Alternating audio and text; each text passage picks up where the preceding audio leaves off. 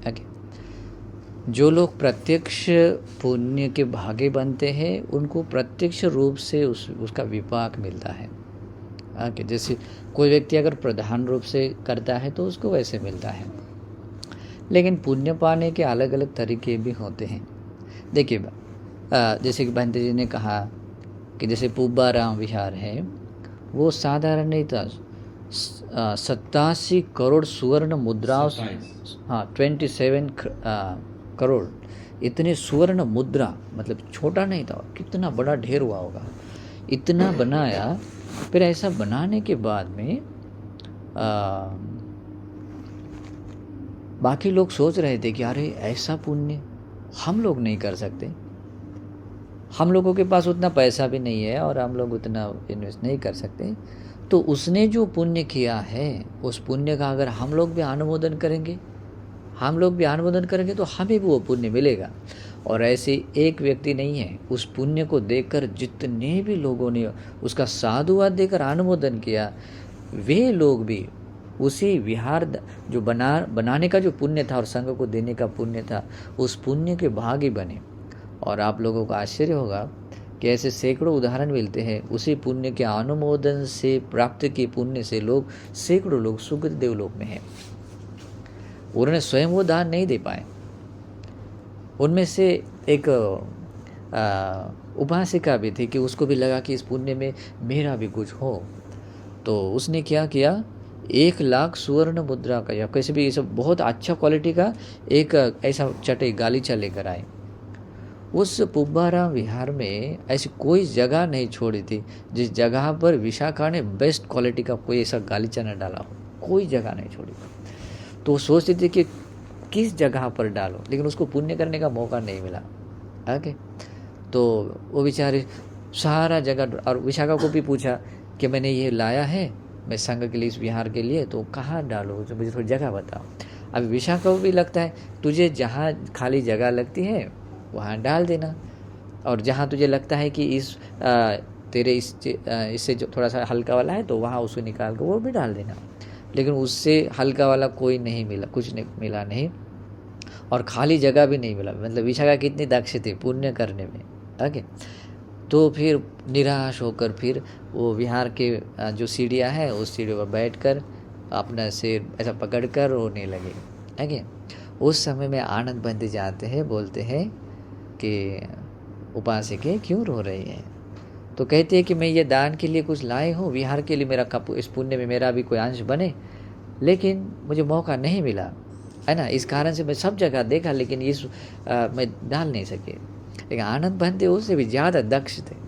आनंद बंदे की जो स्मृति और धृति, जो चातुर्य था, बहुत ज़्यादा तीक्ष्ण थे। वो कहते हैं चिंता मत करना, इस विशाखा ने तो पूरा अंदर विहार में डाल दिया है, लेकिन भिक्षु लोग जब इस विहार में प्रवेश करेंगे तो जिस जगह पर वो भिक्षु लोग पैर धोएंगे तो पहला कदम तेरे ही चटाई पर गिरेगा, तेरे जो गालीचा है तेरे इसके ऊपर पड़ेगा, और उसके बाद में विहार में जाएंगे, यहाँ पर डाल। तो उसको ये विशाखा भूल गई बोलते ठीक है, उसको इतना मतलब इतनी खुशी होती है कि वो इमेजिन करती है कि सोच नहीं सकते कि मुझे इस महान पुण्य कार्य में मुझे अपना कुछ अंश देने का एक सौभाग्य मिला। ओके, और वो वहाँ पर वो डाल देती है, और बात वही होती है कि उसी की जगह पर पैर रखकर भिक्षु लोग आगे जाते हैं। ठीक है, अभी मैंने 3 घटनाएं बताई हैं। एक, स्वतंत्र रूप से विशाखा ने अपना पुण्य किया। दूसरा, उस पुण्य कार्य में किसी ने अपना योगदान देकर पुण्य किया है। और तीसरा, जिन लोगों ने वो उतना नहीं कर पाए, यहाँ तक कि अपना योगदान भी नहीं दे पाए, उन लोगों ने क्या किया, उस पुण्य काम को देखकर, पुण्य क्रियाओं को देखकर क्या किया, मन में खुशी जगाए। मन में खुशी जगाए कि साधु साधु, ऐसा भी एक संगदान का महान पुण्य है।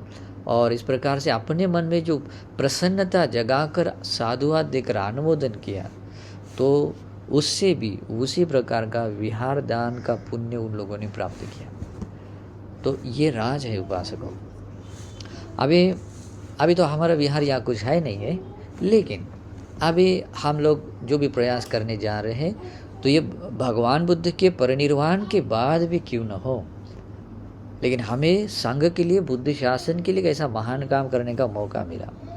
ओके, ये मौका हमेशा नहीं मिलता। समझो बुद्ध शासन नहीं है, आप है ना पूरे देश के राजा हैं, अब कोई रानी बनी है, बहुत प्रॉपर्टी पैसा है और आपको कुछ दान देना है, लेकिन लेने वाला कौन है ना। संघ नहीं होता है, संघ हमेशा नहीं होता है।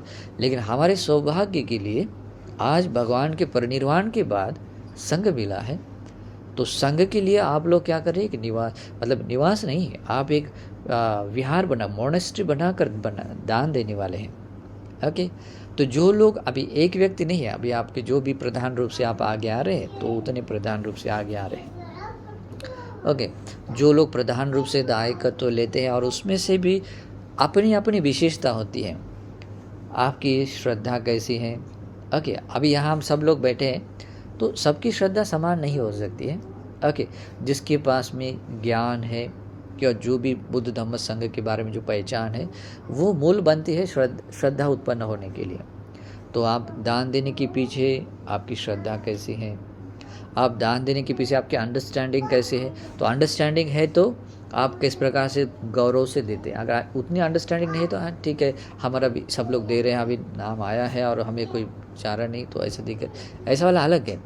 लेकिन जिसको गौरव पता है, जैसे कि उदाहरण बताया अनाथ पिंडक का है, उसको पता था कि मैं जो कर रहा हूँ वो कितना इम्पोर्टेंट है। वो जेत कुमार को नहीं पता था, है ना। लेकिन जब उसको पता चला, तो जब जेत राजकुमार को भी पता चला कि उसका कितना इम्पोर्टेंस है, तो उसने क्या किया, जो बिछाया हुआ धन था वो धन भी और अपने पास का धन भी मिलाकर वो जेतवन को लगा दिया, है ना। तो ऐसा होता है। तो हर व्यक्ति की श्रद्धा अलग हो, दान देने का तरीका अलग होता है, उसके पीछे उत्पन्न हुई चेतना, भावना जो होती वो भी अलग होती है ना। और उसके पीछे की जो हम प्रार्थना रखते, चेतना रखते हैं, वो भी अलग अलग होती, भिन्न भिन्न होती हैं। लेकिन अगर हम धर्म श्रवण करने वाले हैं, तो हम लोग सत्पुरुष विधि से वो क्रियाएं करेंगे, है ना। तो अभी एक महान पुण्य करने का मौका है, और इस पुण्य से एक बात होती है, बुद्ध शासन को मूल करके या बुद्ध धम्म या संघ किसी को भी मूल करके कोई भी पुण्य क्रिया होती है, तो उस पुण्य को संख्या में मापा नहीं जाता है। क्यों मापा नहीं जाता? क्योंकि बुद्ध भी अनंत गुणधारी है, धर्म में भी अनंत गुण है और संघ में भी अनंत गुण है। और अनंत गुण धारण करने वाले व्यक्तियों को या चीज़ों को दान देते हैं, तो वो पुण्य भी आनंद होता है। ओके, तो इस कारण से उसको मापा नहीं जा सकता है। तो आप प्रधान रूप से जो भी आगे आ रहे हैं आप लोग, तो आप लोगों ने अभी पीछे नहीं हटना चाहिए। आप लोग आगे हैं तो आगे रहना चाहिए, उसका विपाक बहुत अच्छा मिलता है। जब आप महीना भर काम करते हैं और महीने भर के काम की जब सैलरी आपके हाथ में आती है, तब आपको एक सेटिस्फैक्शन मिलता है। ओके, और उस सैलरी से जब अपनी बीवी और बच्चे, अपने घर परिवार के लोगों को सुख से रहते हुए देखते हैं, तो जो मेहनत करता है ना आदमी, उस व्यक्ति को अंदर से खुशी आती है कि ये मेरे मेहनत का फल है, कि जिससे कि मेरी बीवी बच्चे और सब लोग खुशी से रहते हैं। दूसरे लोग देखेंगे कि हाँ ये लोग आदमी सुखी है, और लेकिन एक्चुअल में उस व्यक्ति को सुख महसूस होता है जो एक्चुअल मेहनत करता है, और उसके मेहनत का फल से वो देखता है, प्रतिफल देखता है। उसको धर्म की भाषा में कहते हैं अट्ठी सुख, अपने मेहनत का सुख होता है ना। तो वैसा ही होता है कि आप जो ये पुण्य क्रिया करते हैं, कभी कभी करते समय क्या होता है, कभी कभी दान देते समय या कुछ अन्य भी पुण्य क्रिया करते समय थोड़ी कठिनाइयाँ भी आती हैं। दान देते समय थोड़ी मुश्किलें भी आती है ना। कभी कभी आता है कि अपने हिस्से में थोड़ा कम भी रहता है। देखिए अनाथ पिंड का उदाहरण देखिए, कितना दिया, यहाँ तक कि लास्ट में उनके पास कुछ बचा भी नहीं था देने के लिए, लेकिन देना कभी रुका नहीं था। ओके, तो अपने पक्ष में थोड़ा कम भी हो सकता है, ऐसी कठिनाइयाँ भी आती है, लेकिन अगर उस पर विश्वास है, समझो आप जो लोग कर रहे हैं वो एक महान काम है, और इस महान काम का जो रिजल्ट है, ऐसा सुंदर रिजल्ट मिलेगा। एक जन्म की बात नहीं है, आप काउंट नहीं कर सकते हैं, गणना नहीं कर सकते हैं, इतने जन्मों तक आप अपना मंगल कर सकते हैं। और हो सकता है अगर इस बुद्ध शासन में आपको निर्वाण पाने का मौका नहीं मिला, तो भविष्य में आने वाले आर्यमैत्य भगवान के काल में तक, मतलब वहाँ तक जाने के लिए और वहाँ भी निर्वाण पाने के लिए यही पुण्य काम पर आ सकता है। और ये सौभाग्य है। और ये सौभाग्य है कि वहाँ तक जाने का, मतलब अपनी जर्नी तय करने का। ओके, तो इस सौभाग्य को कम नहीं समझना है, कम नहीं समझना है। नहीं तो आपने ज्ञान का उपयोग नहीं किया तो क्या होता है पता है, हम अगर चीज़ों को महत्व देते हैं, हमारे पास जो भी कुछ चीज़ें आती हैं, हम कंजूसी भाव उत्पन्न होता है, लोभ उत्पन्न होता है। नहीं, मेरे पास 10 रुपये लेकिन मैं 1 रुपया दूंगा, नहीं पहले 1 रुपया मैंने बोला था लेकिन मैं अभी 50 पैसे ही दूंगा। ओके, मतलब ऐसा मन में कुछ ना कुछ आ सकता है। ओके, लेकिन जिस व्यक्ति को कर्म और कर्म के विभाग पर भरोसा आता है, वो व्यक्ति जितना वो तय करता है उतना वो करता है, उसका इम्पोर्टेंस पता होता है। इसीलिए अपनी श्रद्धा और क्षमताओं के अनुसार वो पुण्य क्रिया करनी चाहिए, और करने का ये मौका है। आप लोग सभी लोग अभी, जैसे मुझे तो पता नहीं कमेटी में किससे जुड़े और सहयोगी कितने हैं, तो जो लोग आते हैं वो भी प्रधान रूप से कर रहे हैं, लेकिन आपके पारिवारिक सदस्य मेंबर्स है, बच्चे हैं, आपके जो भी है आपके मेंबर्स है, फैमिली मेंबर्स है, उनकी ओर से अगर आप छोटा छोटा भी क्यों ना हो, जरूरी नहीं होता है कि बहुत बड़ी अमाउंट हो, अगर एक ईंट लाने योग्य भी इतना भी अमाउंट अगर हम देते हैं, एक ईंट का जितना होता है, तो वे लोग भी क्या होते हैं, उसी पुण्य कार्य के सहयोगी बनते हैं। पुण्य में कोई अंतर नहीं है, जो पहले व्यक्ति जो आता है, लेकिन उस पर भी आता है श्रद्धा और चेतना, ये 2 पार्ट बहुत ही इंपॉर्टेंट है। चेतना और श्रद्धा से चेतना बनती है, मतलब जो आपका अंतःकरण का भाव जो है ना, वो श्रद्धा पर डिपेंड आता है, आपकी श्रद्धा कैसी है। तो आप अपने फैमिली मेम्बर्स को ऐसे सहयोगी बना लीजिए। और फाइनली अगर ये सब होने तक आप कुछ भी नहीं कर पाए, फिर भी अपने ज्ञान का उपयोग करना है, उदास नहीं होना, पुण्य करने में दक्ष होना चाहिए। तो दक्षता ये है कि जो पुण्य क्रिया हो रही है, जो भी यहाँ निर्माण कार्य हो रहा है, उस कार्य को देखकर मन में खुशी जगाना चाहिए। अगर मन में खुशी नहीं जगाते हैं, तो उससे बढ़कर कोई अज्ञान नहीं है।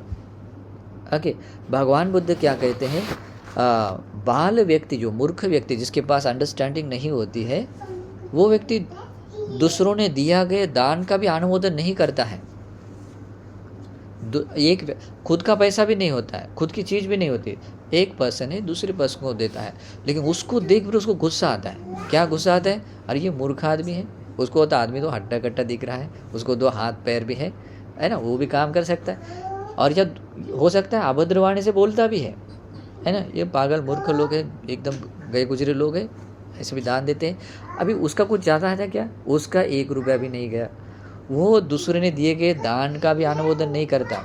और इसी कारण से भगवान बुद्ध क्या कहते हैं, और इसी कारण से वो व्यक्ति किसी भी तरह कोई पुण्य नहीं कर पाता है। लेकिन जिसके पास में ज्ञान है, जो व्यक्ति धर्म का श्रवण करता है, तो भगवान क्या कहते हैं, धीरोच दानं अनुमोदमाना, जो ज्ञानी व्यक्ति होता है, उस दान पुण्य का साधुवाद देख रहा, अपने मन, साधुवाद मतलब ये तो ओरली नहीं, हाँ ठीक है साधु साधु, ऐसा नहीं, वो अंदर से आना चाहिए खुशी। ओके, अनुमोदन का अर्थ क्या होता है, और पुण्य जागने का क्या अर्थ होता है पता है, लोगों को पता नहीं होता कि पुण्य का अर्थ क्या होता है। जो आपके हृदयों को, आपके मन को जो पुनीत बात बनाती है, वो पुण्य है। ओके, जिस कुशल कर्मों को देखने के बाद आपके हृदय में अगर प्रसन्नता जागती है, जैसे अगर आप लोगों में से कोई इस कार्य को दान देते समय आपका हृदय अगर प्रसन्न हो रहा है, तो आप पुण्य कमा रहे हैं। अगर आप बड़ी अमाउंट त्याग कर रहे हैं, लेकिन आपके हृदय में वो खुशी नहीं है, थोड़ी खिन्नता, अरे काश मैंने नहीं दिया होता, वो थोड़ा सा अभी तो गया हाथ से, लेकिन वो मैं नहीं देता तो थोड़ा सा ठीक होता। ओके, ऐसा अगर आ जाता है ना, उसका भी अलग रिजल्ट है। कर्म बहुत ही मतलब एक अलग पार्ट है। आप लोगों को पता है, वो तो आप लोगों ने हमारे प्रवचन में सुना भी होगा, एक आदमी था जिसने दान दिया, लेकिन देने के बाद में लगा, अरे नहीं दिया होता तो अच्छा होता, अगर मैं मेरे नौकर को देता तो कुछ खा पी कर वो अच्छे से सुखी रहकर मेरा अच्छा काम कर लेता। ओके, अभी रहस्यमय बात ऐसी है, देखिए, उस पुण्य से वो 7 बार देवता लोक में उत्पन्न होता है, 7 बार वो श्रावस्ती में मनुष्य लोक में जन्म लेता है, महाधनवान सृष्टि। उसके पास में शायद मुझे लगता है 80 करोड़ सुवर्ण मुद्राओं का धन था, 80,000 80,000 स्वर्ण मुद्राओं का धन था। करोड़ नहीं नहीं, वैसे भी कुछ तो भी था।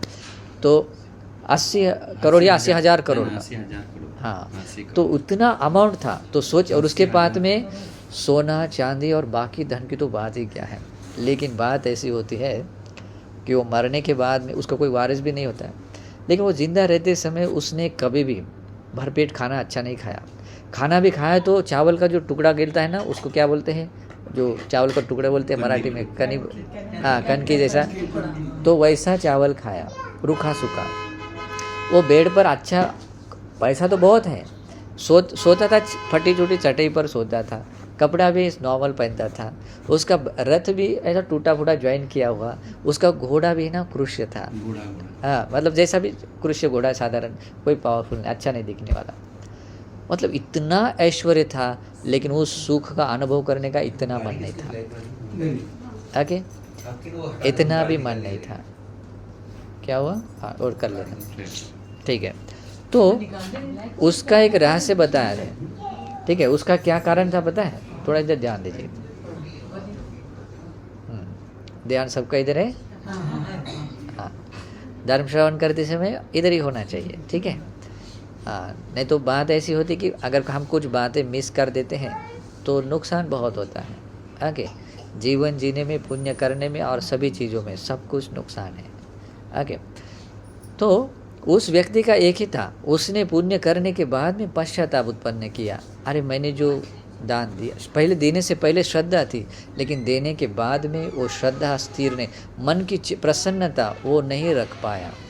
ओके, कभी कभी ऐसा होता है, आप लोग ये जो मनुष्य का जो काम करते समय कुछ भाव में आकर, या कभी कभी थोड़ा सा जोशीला होकर श्रद्धा जागती है, अरे कितना महान काम है, चलो मैं भी दे देता हूँ। लेकिन बाद में ना, थोड़ा समय जाने के बाद में थोड़ा कुछ याद आता है, अरे ये ऐसा होता है, अरे नहीं देता तो शायद ये कुछ हो जाता। मेरे घर में एक माचिस की एक कुछ डब्बी लेकर आ जाता, बच्चों के लिए कुछ स्वीट लेकर आ जाता, कुछ भी हो जाता है, लेकिन मन में आता है। अगर खुशी का लेवल कम हो गया ना, काम खत्म हो गया। ओके, तो ये महान कार्य कर रहे हैं, तो आप 3 तरीके से पुण्य के भागी बन सकते हैं, ठीक है। पहला, आप ये जो जितने भी लोग हैं प्रत्यक्ष आप फ्रंट में आकर जो प्रधान मूल बन रहे लोग। दूसरा, आपके फैमिली मेम्बर्स हो या अपने रिश्तेदार है, जिनके साथ आपका उठना बैठना है, या जिनको आप चाहते हैं कि इनको भी पुण्य मिले, तो ऐसे लोगों का सहयोग उसमें जोड़ दीजिए। ज़रूरी नहीं होता है कितना बड़ा है, वो छोटा सा 1 रुपया क्यों ना, मैंने कहा 1 ईंट भी क्यों ना वहाँ लग जाए, ऐसे सहयोगी बनाइए। ये बनने से आपको भी पुण्य मिलेगा। और तीसरे, अगर ये नहीं कर पाए तो कम से कम 3rd वाला पर्सन तो बनना चाहिए। इस कार्य को देखकर मन में खुशी जगाए, और खुशी जगाते हुए, प्रसन्नता जगाते हुए क्या कीजिए, और पुण्य का अनुमोदन कीजिए। और इससे भी आप क्या कर सकते हैं, पुण्य के भागी बन सकते हैं, ठीक है। तो अभी इस मॉनेस्ट्री के कार्य में ऐसे अगर पुण्य के भागी बने आप, ओके, तो आप सोच नहीं सकते आप अपने इस जीवन को कितना सुंदर और सुखी बना सकते हैं। खाली इस प्रेजेंट लाइफ को नहीं, आप इमेजिन नहीं कर सकते, आप काउंटलेस अपने लाइफ को सुखी बना सकते। कभी कभी तो त्रिपिटक में ऐसे रेफरेंस आते हैं कि उनके पास बुद्ध, धम्म या संघ को मूल करके किए गए पुण्य से काउंटलेस पुण्य, अनंत पुण्य जागने के कारण वो कहते हैं इतने लंबे समय तक, सैकड़ों कल्प तक पुण्य का सुख अनुभव किया, पुण्य से सुख अनुभव खर्च किया, और उस बचा हुआ पुण्य था, ये तो बहुत लंबे समय तो खर्च किया, लेकिन उसमें से बचे हुए पुण्य से उन्होंने निर्वाण पाया। अगर निर्वाण नहीं पाता तो और भी पुण्य बाकी था। ओके, तो ऐसे भी लोग होते हैं, और ऐसा ही पुण्य का स्वभाव है। तो इस कारण से ऐसा पुण्य और ये सौभाग्य पाने का आज मौका है, तो इस मौके को हाथ से गंवाना नहीं है।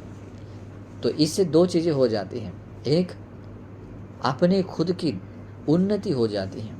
हम लोग धर्म में क्या होते, ऐसे उन्नति कर पाते हैं, अपनी भी उन्नति है और अपने समाज की भी। ये जो हम धर्म कार्य कर रहे हैं, उस कार्य भी ऐसा उन्नति करता जाएगा, और अपनी खुद की भी ऐसी उन्नति होती जाएगी ऊपर।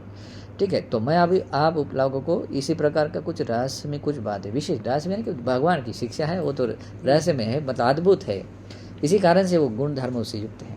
ओके, अगर आप लोग भी चाहते हैं कि हमारा ये जो हमने हाथ में लिया हुआ कार्य है, जो मॉनेस्ट्री का कार्य है, वो कार्य हमेशा उन्नति करता जाए और हमारा व्यक्तिगत जीवन भी धर्म में हो या सब आध्यात्मिक जीवन में ऐसा उन्नति करता हुआ जाए, निर्वाण तक जाए।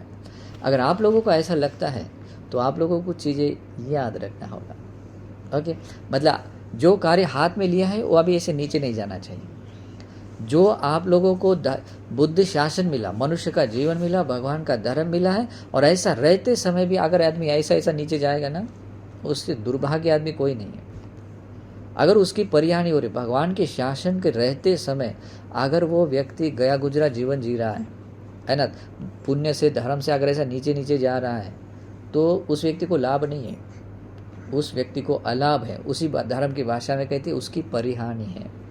और भगवान बुद्ध ने जैसे कि धर्म के कार्य हो या अपना व्यक्तिगत जीवन के बारे में अगर परिहानि की कुछ कारण बताए हैं, तो उनमें से मैं कुछ कारण बताऊंगा जो आप लोगों का भी फॉलो करने हैं। अगर वो रहेंगे, या अपने हाथ में लिया हुआ कार्य भी ऐसा उन्नति करता जाएगा, आपका खुद का जीवन भी पुण्य से भरा हुआ कंटिन्यू उन्नति करता हुआ जाएगा और आपका जीवन निर्वाण तक पहुंच सकता है। ठीक है, तो ऐसे कुछ कार्य है, तो उसमें से एक कारण है, भगवान उसमें अपरिहार्य धर्म बताते हैं। ओके, तो उसमें पहला कारण बताते हैं कि जैसे वज्जियों को भी बताया था, तो उसमें बताते हैं कि वे लोग क्या करते हैं, अभिन्नं सन्निपाता, वो हमेशा बार बार वो क्या होते हैं, ऐसे मीटिंग्स लेते हैं, एकत्रित होते हैं। ओके, और बोलते हैं सन्निपात बहुला, और उनके पास में यही बात रहती है कि मतलब समझो कि अभी आप लोगों ने ये मॉनेस्ट्री का काम लिया है हाथ में, तो आप लोगों को ये काम करने के लिए, ये काम अभी तो आप बाकी तो समझ आए कि वो कैसा पुण्य है। ओके, अभी इस काम को करने के लिए, इस काम को भी अभी आगे ले जाना है, तो आपको क्या करना पड़ेगा, मतलब आपको बहुलता से, बहुत अधिक प्रमाण में क्या करना, टाइम टू टाइम में आपको एकत्रित होना पड़ेगा। मुझे समझ में आ रहा है या मैं ही कर रहा हूँ या वे लोग कर रहे हैं ना, और उनको करने दो, ऐसा वाला नहीं, हम उनको सपोर्ट करेंगे, ऐसा वाला नहीं। अरे ये इस कार्य में कितना मंगल है, इसमें मेरा मंगल है, मेरा समाज का मंगल है, सबका मंगल है, और आने वाली और 100 पीढ़ियों का, 100 पीढ़ियाँ तक का भी मंगल हो सकता है। ओके, तो ऐसा ये काम है, और इस कार्य इसका अगर महत्व समझ लेते हैं तो आप क्या करेंगे पता है, और टाइम टू टाइम जो मीटिंग अरेंज की जाती है इस कार्य को लेकर कि आज हमें मिलना है, आज संडे है, सबको छुट्टी है, और हमने तय किया है कि आज हमारे इस कार्य को लेकर कुछ बात करनी है, तो आपको नहीं लगेगा अरे मेरे घर में है ना वो थोड़े कुछ मेहमान आने वाले हैं, मेरे घर में है ना वो आज थोड़ा सा कुछ काम निकला हुआ है, पेड़ को पानी देना है, नहीं तो टीवी पर एक प्रोग्राम चल रहा है, नहीं तो कभी कभी आदमी गेम खेलता है और गेम खेलते में समय टाइम नहीं मिलता है ना, वो बोलता है कि अभी फिनिश नहीं हुआ है ना। तो इस तरीके से कुछ ना कुछ हो जाता है, बहाना बनाते हैं। लेकिन जिस व्यक्ति की इम्पोर्टेंस पता होता है तो वो व्यक्ति क्या करता है, टाइम टू टाइम, अभी एक बार हमने इसके बारे में प्लान किया और हम भूल गए, है ना, तब भी काम नहीं होगा, काम नहीं होगा। आप लोगों को क्या करना पड़ेगा, अभिन्न, हमेशा, जैसे कि आपको टाइम टू टाइम, मतलब संडे चूज़ किया है तो संडे के दिन में आपको एकत्रित होना है। अगर महीने के एक दिन में किया है तो एक महीने में एक मीटिंग होना ही चाहिए। और उसको ये बोला गया है सन्निपात बहुला, मतलब अंदर से वो भावना आनी चाहिए कि उसका इम्पोर्टेंस क्यों है, और मुझे मेरा हाथ का काम छोड़कर भी वो वहाँ क्यों जाना जरूरी है। ओके, अभी समझो चूज़ करने का ये आना चाहिए, उसको साइकोलॉजी की भाषा में कहते हैं समायोजन करने की क्षमता आनी चाहिए। समायोजन करने का अर्थ क्या होता है, आपके पास में दो ऑप्शन है और दो ऑप्शन को आपको राइट ऑप्शन चूज़ करना आना चाहिए। ओके, मैंने जैसे उदाहरण बताया था पहले भी, मैंने बहुत सा बार बताया है, जैसे बंदर है, बंदर के सामने एक केला रखा है और एक सामने 1 लाख रुपए रखा है। ओके, चूज़ करना है। बंदर को पता नहीं होता है इस 1 लाख रुपए के इसमें मैं बहुत डजन सारे केला खा सकता हूँ। ओके, 1 डजन केला है। ओके, तो उसका समायोजन करना नहीं आता, समायोजन करने की क्षमता उसके पास नहीं है। वो केलों का चयन करेगा, है ना, चूज़ करेगा केले को, है ना, लेकिन हमारे पास में वो ज्ञान होना चाहिए। ओके, अगर आप बोलेंगे कि मुझे टीवी पर प्रोग्राम देखना है, मेरे घर में मेहमान आने वाले, मुझे तो घर पे झाड़ू मारना है या पेड़ पौधों को पानी देना है, ओके, मैं मीटिंग को नहीं आ सकता, अच्छा नहीं है। आपको इम्पोर्टेंस समझ में आना चाहिए। ओके, ये महान काम है। उस महान काम के छोटे से भी अगर सहयोगी बन जाते हैं और आपको ये कार्य को आगे ले जाना है और आपके खुद के भी पुण्य क्रियाओं को भी आगे ले जाना है, तो आपको एक ही काम करना पड़ेगा। कौन सा पहला काम? हमेशा जो भी टाइम टू टाइम आपको क्या करना पड़ेगा? एकत्रित होना पड़ेगा। और एकत्रित होने के लिए अंदर से आवाज़ आनी चाहिए। अंदर से आवाज़ आनी चाहिए। अगर केला और पैसा दिख रहा है ना, तो उसका इम्पोर्टेंस समझना चाहिए। मुझे केले को छोड़ना है या उतना बड़ा पैसे का अमाउंट को छोड़ना है? तो मुझे इस छोटे लाभ के छोटे काम को चुनना है या कि महापुण्य को चुनना है? ओके, तो ऐसी दक्षता लाकर आपको राइट चयन करना चाहिए। और इसके लिए आपको 2 काम करने हैं। वो जो भी ये आप जो काम कर हाथ में लिए हैं, उसके लिए क्या करना पड़ेगा? टाइम टू टाइम मिलना पड़ेगा, मीटिंग्स रखनी पड़ेगी और साथ में अंदर से लाना पड़ेगा।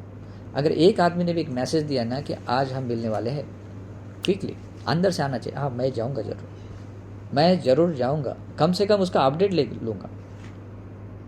तो जाने के जो ये होते हैं ना, तो ऐसे जिस व्यक्ति के भीतर अगर ये भावना रहती है, उस आदमी के 2 लाभ हैं। वो जो हाथ में काम लेता है, उस काम में कंटिन्यूस उन्नति होती है और साथ में उस व्यक्ति के भीतर पास में जो पुण्य का ये है, क्या बोलते पात्र है, वो कंटिन्यूस बढ़ता जाएगा।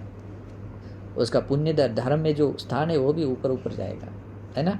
तो ये पहला कारण है। अगर ये नहीं करेंगे ना, तो परिहानी है, आपका काम सक्सेस नहीं है। सक्सेस करना है, ये पहला पॉइंट हाथ में मतलब याद रखना है, ठीक है।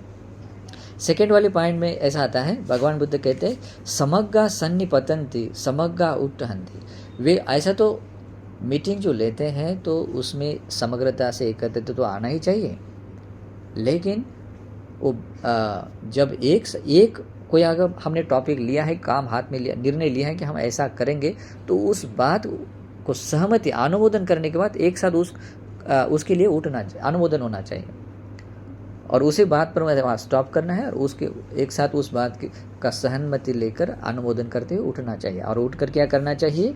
समग्र, जैसे कि वो वज्रकर्णी जैसे लोग करते हैं कि जो प्लान उन्होंने किया होता है वो समग्रता के एकता के साथ वो कर रहा है, वो उसको जिम्मेदारी, ऐसा नहीं है। हम एकता के साथ में उसी कार्य को करने के लिए हमें प्रयास करना चाहिए। ओके, मतलब एकत्रित भी होना चाहिए, जो भी प्लान होते हैं, डिस्कस होता है, वो करना चाहिए, उसका अनुमोदन करके एक साथ में उसका उठना चाहिए, वहाँ से जागना चाहिए और उसी काम को करने के लिए समग्रता एकता के साथ में उस काम को बांटना। और एक रहस्य में बात यह है, कभी कभी क्या होता है, एक अकेला आदमी करता है ना, उसको बहुत भारी लगता है, बहुत बोझ जैसा लगता है, लेकिन ऐसे 2-4 हाथ 8, 10, 15 ऐसे हाथ बढ़ जाते हैं, वही काम बहुत आसान लग जाता है, बहुत आसानी से कर सकते हैं। तो इसी कारण से कम से कम ये भी देखना है कि वो करता है तो करने दो, ऐसा नहीं, या बाद में मैं देखूंगा ऐसा वाला नहीं सोचना है।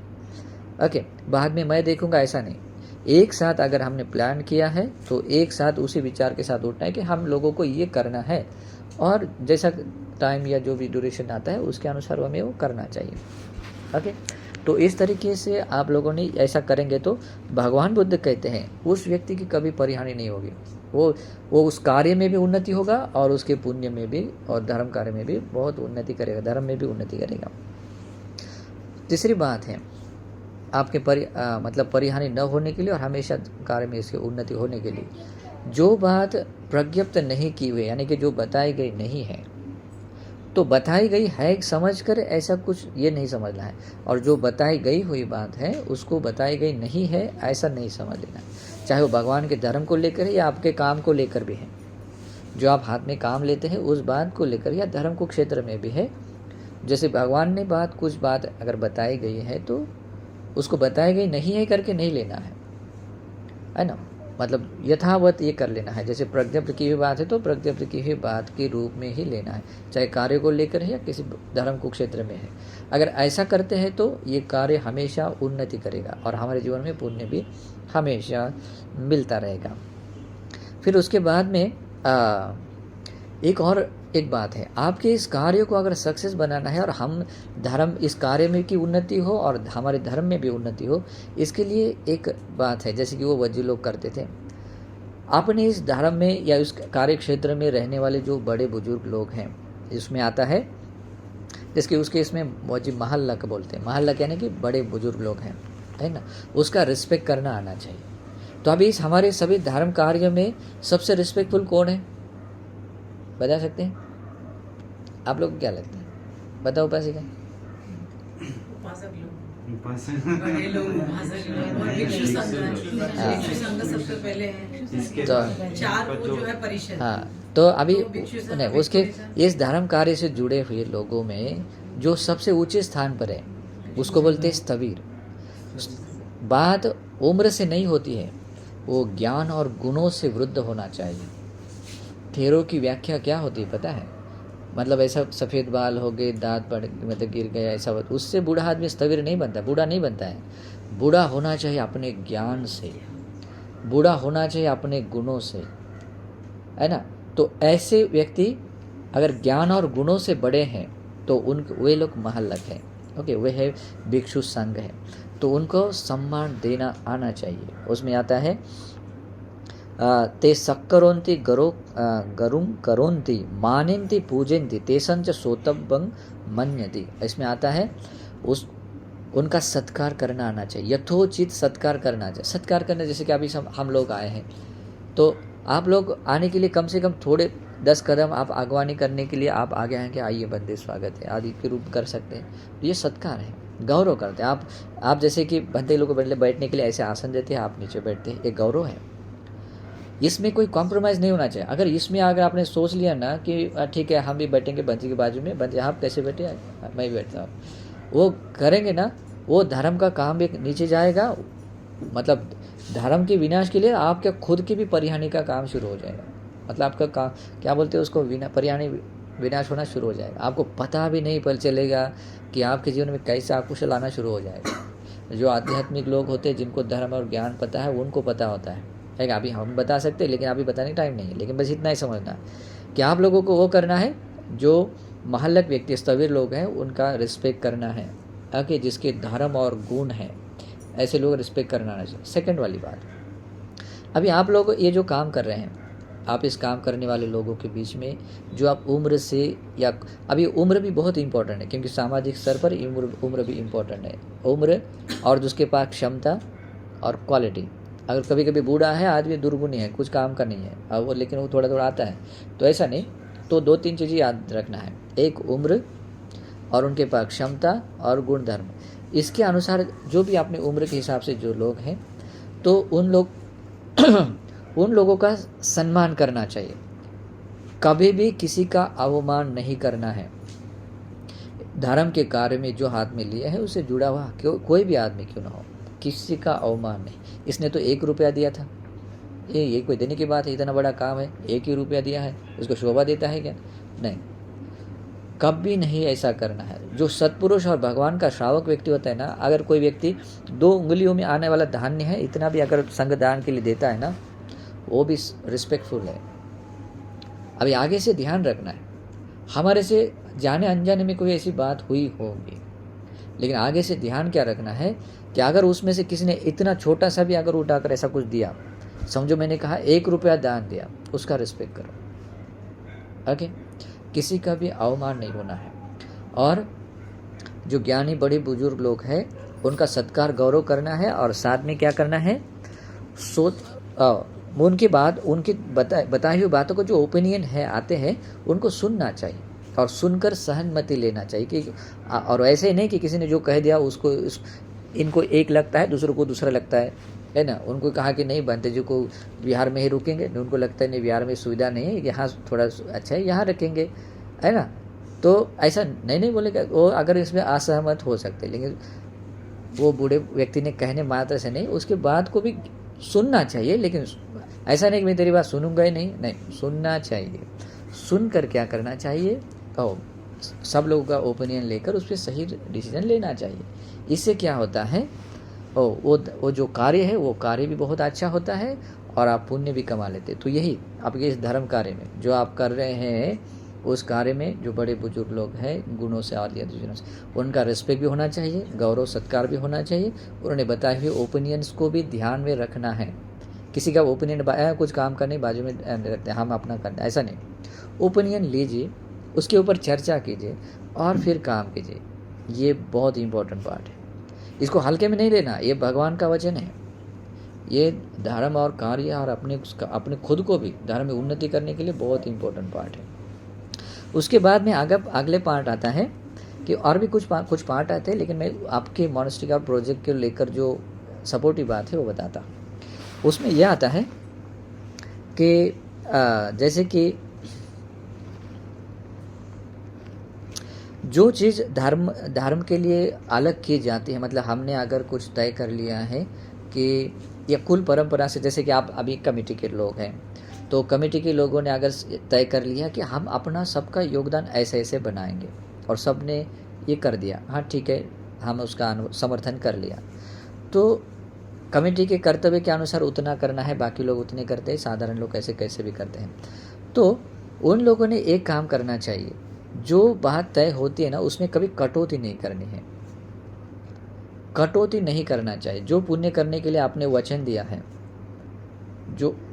है और उसमें कटौती नहीं करना। और आपको पता नहीं है, अगर आप कोई प्रॉमिस वचन देते हैं, मुख से बोलते हैं और मतलब मैं 1 रुपया दान दूंगा और आप ऑन टाइम क्या करते हैं, वो 1 रुपया नहीं देते हैं, तो क्या होता है पता है आपको? रिजल्ट का तो कर्म बहुत ये है, अद्भुत बात है ना। रिजल्ट भी वैसे ही मिलते, पुण्य तो होता ही है, उसने कम मात्रा में दिया तो कम मिलता है। समझो आप बिजनेसमैन हैं, आप किसी लाभ के लिए कोई पर्टिकुलर प्रकार के अमाउंट में आप लाभ देखते हैं, ये बिजनेस है, मैं इतने पैसों से खरीदूंगा और इतने पैसे से बेचूंगा, तो मेरे जो मूल मुद्दत है, जो पैसा है वो मुझे मिलेगा और मेरा प्रॉफिट भी इतना मिलेगा। आप प्रॉफिट के लिए बिजनेस करते हैं, आप उसके लिए बहुत जी जान लगाते हैं, कभी कभी वो बड़ी रिस्क भी लेते हैं और आशा रखते हैं कि मुझे इतना प्रॉफिट मिलेगा। और ऐसा इन्वेस्ट करने के बाद में ये होता है कि आपको उतना प्रॉफिट नहीं मिलता है। आप जितना इच्छा कर रहे हैं ना उसे इतना मिला, तो उसके पीछे कोई दूसरा राज नहीं है। उसके पीछे आपके मेहनत जितनी इम्पोर्टेंट है ना, उसके पीछे आपका पुण्य भी इम्पोर्टेंट है। अगर ये उसकी भूमिका नहीं होती ना, सारी दुनिया के सारे लोग सक्सेस होते, क्योंकि सबके पास में 2 हाथ हैं, 1 दिमाग है, सबके पास 24 आवर्स है, सबके पास में सभी चीज़ें हैं। सभी लोग सक्सेस है क्या? नहीं है। लेकिन उसके लिए पीछे जितनी मेहनत है, उस मेहनत के पीछे अपने पुण्य का और भी पुण्य का एक ये होना चाहिए। लोग बोलते हैं उसको नसीब, भाग्य, दैव, जो नाम दो, कोई ज़रूरत नहीं। जो पुण्य है वो पुण्य भूमिका निभाता है। उसके पीछे क्यों बना? आपने एक प्रॉमिस किया था और पुण्य से ही सब मिलता है। आपने अगर एक वक्त का खाना खा रहे हैं ना, वो आपके पुण्य से है। आप अच्छे घरों में रह रहे हैं, वो आपके पुण्य से है। ओके, लेकिन आप जो इच्छा कर रहे हैं इस लेवल की है, लेकिन वो यहाँ मिल रहा है ना, तो इसका वजह एक अलग होती है। तो इसीलिए अगर आप इतना चाहते हैं लेकिन उससे भी ज़्यादा मिल जाए, उससे भी ज़्यादा मिलना चाहते हैं ना, तो विशेष पुण्य करना चाहिए। तो अपने दिए हुए वचन के अनुसार आपने क्या करना चाहिए? कभी भी कटौती नहीं करनी है, कटौती नहीं करनी। ये करेंगे तो ये धर्म का कार्य भी आगे बढ़ेगा, उन्नति करेगा, आप अपना खुद का भी उन्नति।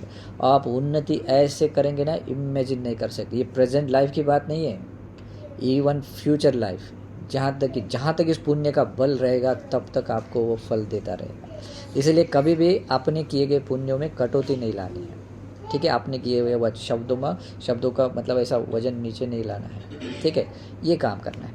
उसके बाद में इस कार्य को लेकर एक दूसरा भी बात है, किसी भी तरह का अधर्म नहीं होना चाहिए। ये सिर्फ पुरुषों ने करना चाहिए या महिलाओं करती है, महिलाओं ने नहीं, उसमें कोई भेद नहीं होना चाहिए। ओके, किसी भी तरह का कोई भेद नहीं होना चाहिए। स्त्रियों का सम्मान होना चाहिए, पुरुषों का भी तो करते ही हैं, लेकिन सबका सम्मान होना चाहिए। तो उसमें विशेष रूप से स्त्रियों का भी सम्मान होना चाहिए, ठीक है। अगर इन कार्यों को भी अगर आप करते हैं तो इस कार्य उसमें भी सबका सहयोग लेते हैं, तो ये धर्म कार्य भी आगे बढ़ेगा और साथ में आप लोग भी पुण्य भी ऐसे उत्तरोत्तर आप पुण्य कमाते रहेंगे। तो इस तरह के बहुत सारे क्वालिटीज़ है, लेकिन मैंने इतनी जो बताई क्वालिटी बहुत ही इंपॉर्टेंट है। इसमें कोई कॉम्प्रोमाइज़ नहीं होना चाहिए। और इस काम में अगर आप लोग सक्सेस हो गए, आप सोच नहीं सकते आप कितनी बड़ी भूमिका निभा रहे हैं, ओके। और समझो कि हमें पता नहीं, हम एक किसी गली में एक छोटे से घर में एक छोटा सा एक कोने में रहने वाला व्यक्ति है, लेकिन हमारे एक छोटे से एक्शन की वजह से हम इस बुद्धि शासन के लिए बहुत बड़ा काम करेंगे। हमारी एक एक्शन से ऐसा काम हो सकता है कि इससे 100 पीढ़ियों तक ये बुद्धि शासन बनाए रखने के लिए हमारा ये काम बन सकता है ना। ये हमारे आने वाली पीढ़ियों के लिए भी काम हो सकता है, अपने खुद के लिए भी बन सकता है। तो इस कारण से भी इस हाथ में लिए हुए इस कार्य को समझिए। और मैंने जो ये बातें कही हैं, अगर आप लोग चाहते इस काम में सक्सेस मिले तो आप लोगों को अभी जो मैंने बताई हुई बातें हैं उसको ध्यान में रखिए, यहाँ रखना है। अगर यहाँ से इधर बाजू में रख दिया है ना तो काम नहीं चलेगा। नहीं तो जनरली लोगों का ऐसा होता है, हम सुनते हैं और यहाँ से जब उठते हैं पूरा ब्लैंक, दिमाग पूरा खाली हो जाता है ना, क्या सुना कुछ पता नहीं। जैसे किसी के गोद में समझो बहुत सारे फल है या कुछ है, छोटे छोटे है, और आदमी उठते हैं सब यहाँ गिरा देता है ना। समझो किसी ने गिरा नहीं दिए, समझो किसी ने ऐसा लपेट लिया पूरा अच्छे से, लेकिन उसको कोई छेद है समझो, उसमें से एक एक गिरता चला जाए है ना। और जब घर की चौखट अंदर गई उसके देखा कुछ भी नहीं है ना। ऐसा हो जाता है। हमने यहाँ बहुत सारी चीज़ें सुनी हैं, और जब हम यहाँ से जाते जाते ड्राइविंग करें, जैसे भी जो भी है, घर में कदम रख दिया पूरा काम खत्म, पूरा दिमाग ब्लैंक, जो कहाँ कुछ पता नहीं, काम नहीं चलेगा। आप लोगों को क्या करना है, जो बताई हुई बातें हैं उसको यहाँ रखना है और उसको अप्लाई करना है। जैसे इसमें कहा था, जैसे कि एक साथ बैठे हुए हैं, उस बात पर सहमति लेनी है और उसी कार्य को पूरा करने के लिए क्या करना है, और एकता के साथ में लग जाना है। और इसमें कुछ दोष आपको कुछ समझ में नहीं आई हुई बात कुछ है, सभी समझ में आया, बहुत अच्छा है। तो अपने भले के लिए, अपने मंगल के लिए और ऐसा पुण्य कमाने के लिए जो काउंटलेस है, अनंत है, ऐसे पुण्य के भागी बनने के लिए आप आगे आइए।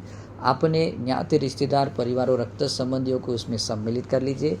और कुछ नहीं होते तो कम से कम दूर रहने वाले को बोलिए कि इस महान कार्य को साधुवाद देकर प्रसन्नता से अनुमोदन कीजिए। सभी लोग उस पुण्य के भागी बन सकते हैं। ठीक है, तो इस कार्य के लिए हम लोग भी आशीर्वाद करते हैं कि आपने जो हाथ में लिया हुआ जो महान कार्य है वो कार्य परिपूर्ण होने के लिए और आप लोगों को भी महान पुण्य संचित करने के लिए ये धर्म देशना हेतु प्रत्यय बने। और मैंने जो धर्म की बात आप लोगों को बताते हुए पुण्य किया है, ये धर्मदान का पुण्य इस कमेटी के सभी सदस्यों को समान रूप से अनुमोदन है तथा इस पुण्य में सम्मिलित हुए सभी लोगों को अनुमोदन है। इस पुण्य कार्य को, इस महान कार्य को देखकर मन में प्रसन्नता जगाने वाले हर एक व्यक्ति को भी अनुमोदन है तथा इस कार्य में योगदान देने वाले सभी देवताओं को, दृश्य अदृश्य जीव सत्वों को भी अनुमोदन है। इस पुण्य के अनुमोदन से आप सभी लोगों को सभी प्रकार की सुख शांति मिले, आयुष्य आरोग्य बल मिले, आप लोगों के शुभ संकल्प परिपूर्ण होने के लिए और निर्वाण पाने के लिए हेतु बने, इस सद्भाव से मंगल कामना है। नमो बुद्धाय।